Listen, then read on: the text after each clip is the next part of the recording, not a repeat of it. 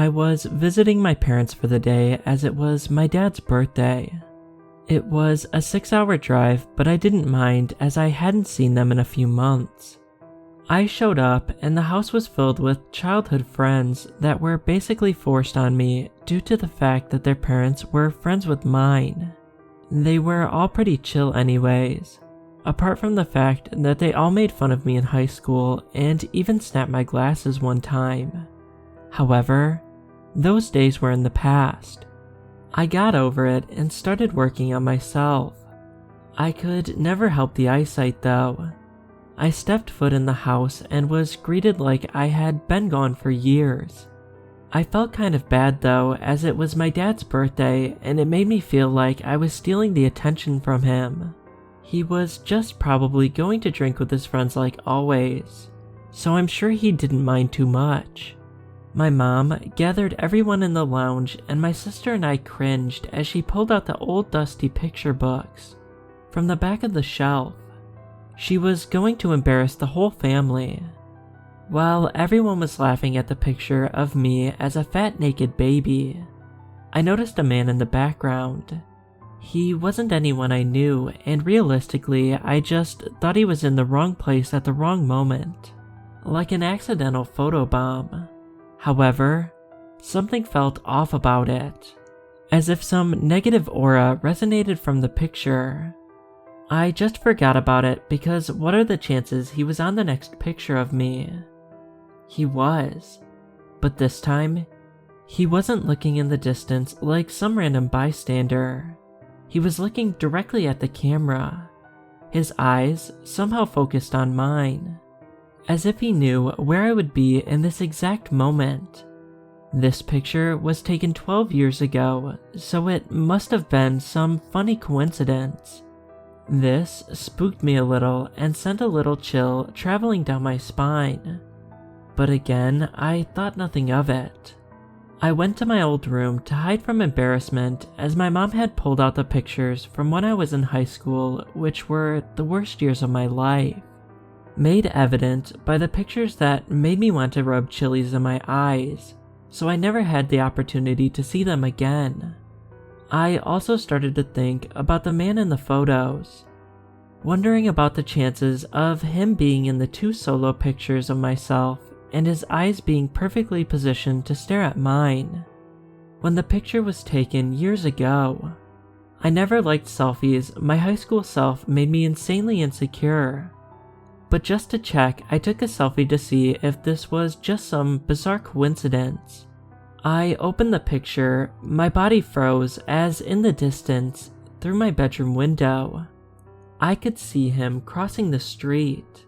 I ran downstairs frantically and snatched the book out of my mom's hands.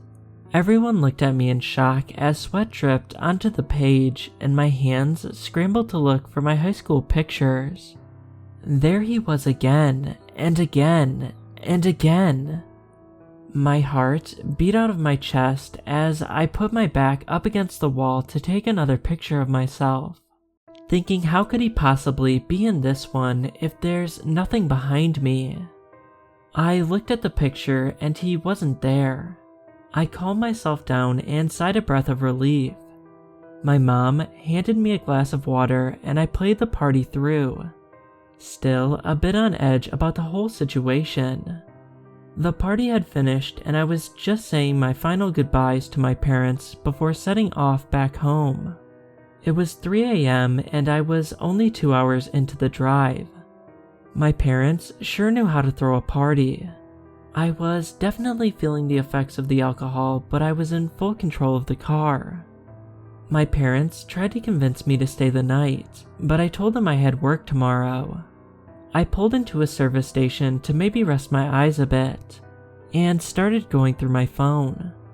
While scrolling, I received a text from this unknown number.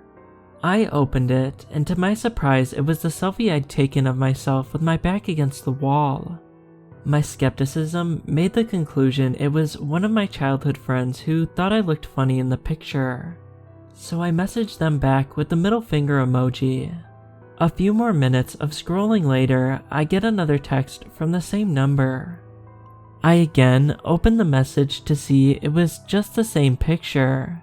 However, I started shaking uncontrollably. I adjusted my glasses to see if I was seeing things, but I wasn't. Tears flowed from my eyes as in the picture I saw a blood-red circle highlighting the reflection of my glasses. Pure fear engulfed me as what I saw was that same man. I didn't know what to do. This man followed me through every picture of myself. My heart again beating faster as the number texted me, "Take another picture." I blocked the number and started driving again.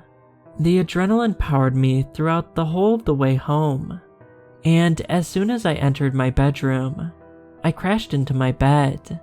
When I woke up, my phone had blown up over 50 messages from that one number. "Wake up now. I like the way you look. We should take a picture together. Wake up and take a picture." I couldn't. I was being overwhelmed. I didn't know how to react. I curled up into a ball on my bed as my phone stayed pinging on my bedside table. Suddenly I was startled by 3 deafening, consecutive knocks on my front door. I crept towards the door and glanced through my peephole. Nothing. I opened the door and on the porch there was a box covered in Christmas wrapping. I picked up the box and walked back inside, locking the door behind me. I opened the box and my heart felt like it was being grasped tightly. With every breath came pain, like fire being exhaled through my nose. A camera. I knew how real this all was now as beneath that camera laid 2 photos. One of the man staring at me through my bedroom window, and one of him staring at me in the car at the service station. This man follows me everywhere I go, but what I don't ever want to find out is if he's planning to hurt me.